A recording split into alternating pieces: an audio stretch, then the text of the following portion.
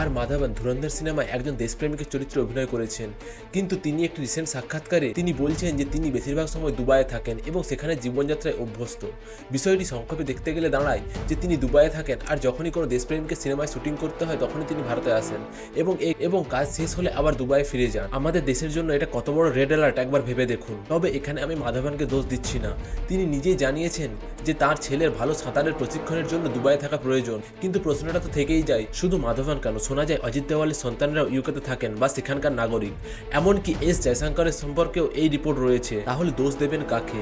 দোষ দিতে হলে আসলে নিজেদেরই দিতে হয়।